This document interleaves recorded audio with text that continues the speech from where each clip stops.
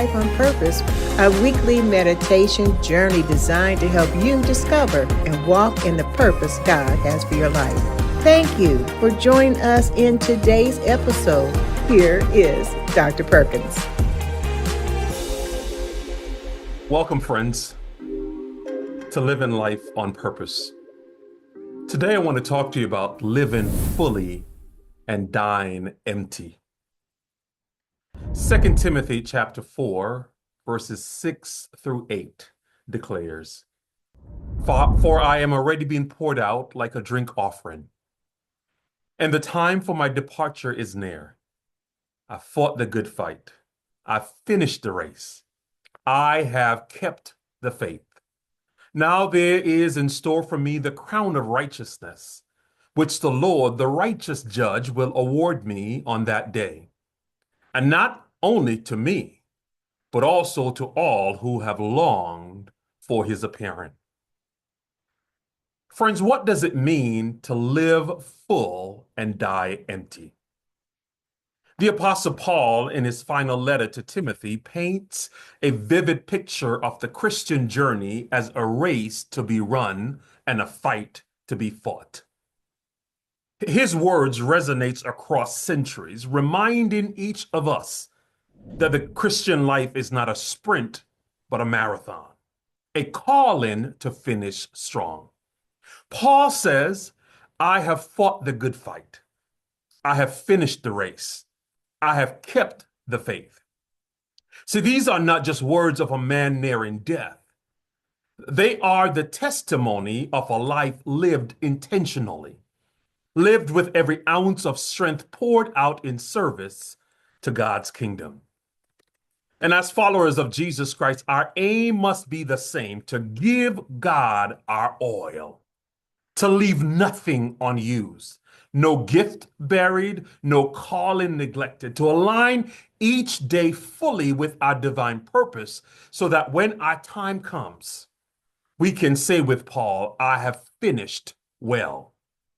Friends, this is the essence of living full and dying empty. See, Paul says that I am already being poured out like a drink offering.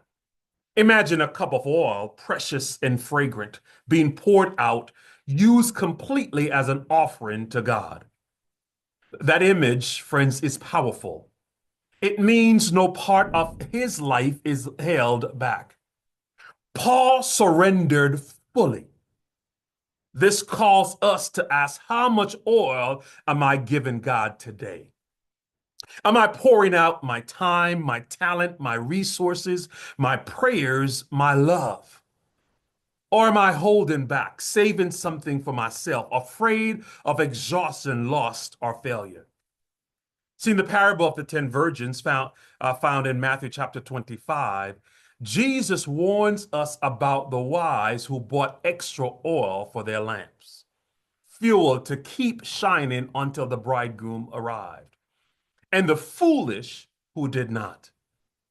Those who did not bring enough oil were shut out of the celebration. See, our oil represents our gift. The oil represents our purpose and our calling. And to live full means to use every gift that God has entrusted to us. To die empty means to leave no oil unused, no light unlit. See, Paul's description of a life as a fight reminds us that purpose is not passive. Purpose requires intentional action and perseverance. So my question for you today, what is your fight?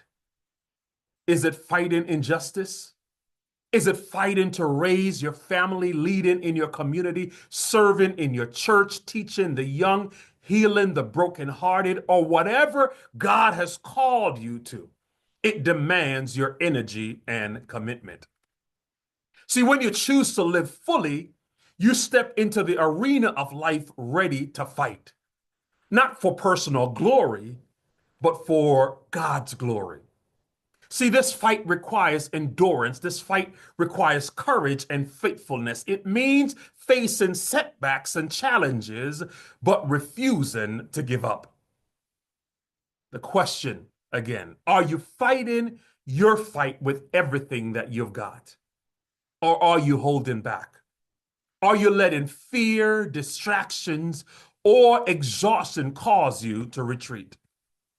Let's go back to the text. Paul says, I have finished the race. A race demands discipline. A race demands steady pace, endurance, focus on the finish line. My brothers and sisters, living full means embracing daily disciplines that keep us aligned with God's purpose.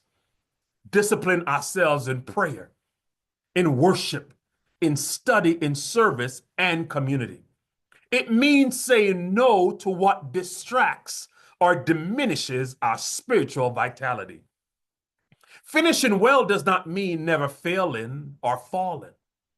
Paul was no stranger to hardship and failure. But it means getting up every time, recommitting your path to God that God has set before you. There is a crown of righteousness awaiting those who finish the race faithfully. But that crown is not for those who only start well or run half-heartedly. It is for those who keep the faith to the end. See, keeping the faith is the heart of this message. See, faith sustains us through the fight and through the race. Faith is a trust in God's promises, it is in God's presence and God's power. See, when your gifts feel small or your calling seems distant, faith reminds you that God is at work in and through you. See, when you feel worn down or isolated, faith reassures you that you are not alone. Faith is also living in hope. Hope in the crown of righteousness that awaits us. Hope in the appearing of God, our Father. This hope motivates us to pour out our oil. It motivates us to fight, to run, and to persevere. Sisters and brothers, our God is a God of abundance and purpose.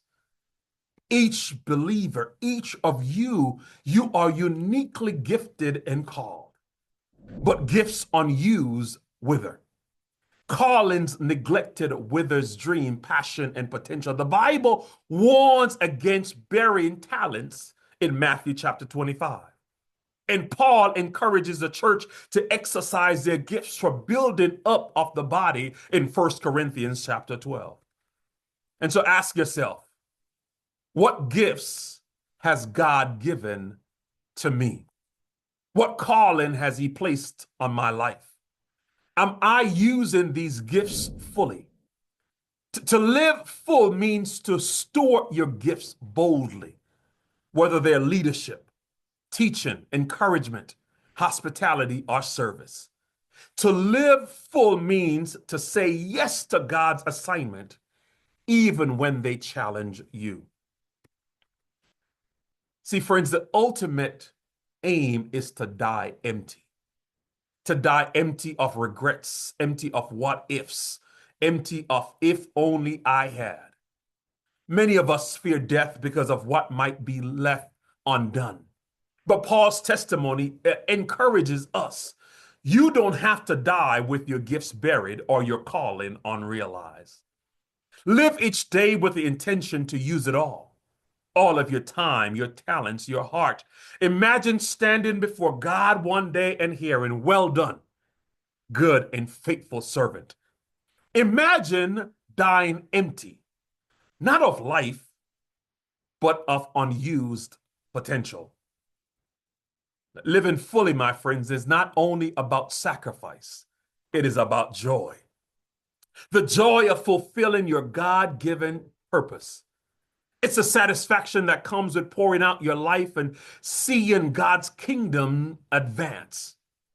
Paul's life was poured out, but it was also overflowing with the joy of knowing that he had done all that he could.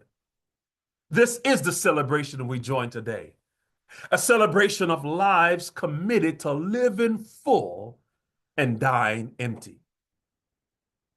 So this is my invitation. Give God your oil. Don't hold back. Use your gifts. Fight Fight your fight. Run your race. Keep your faith. Let today be the day you decide to live fully aligned with purpose, burning bright with God's calling. Friends, finish strong, live full, and die empty. Thank you for joining us for this week's meditation on living life on purpose with Dr. Carlos Perkins. As you reflect on today's message, remember that God's purpose for your life is intentional and powerful, meant to bring Him glory and fill your life with meaning. If this meditation blessed you, we invite you to share it with your friends and family on social media. You never know who might be encouraged or inspired by God's Word. Be sure to join us next week as we continue this journey of discovering and living with divine purpose.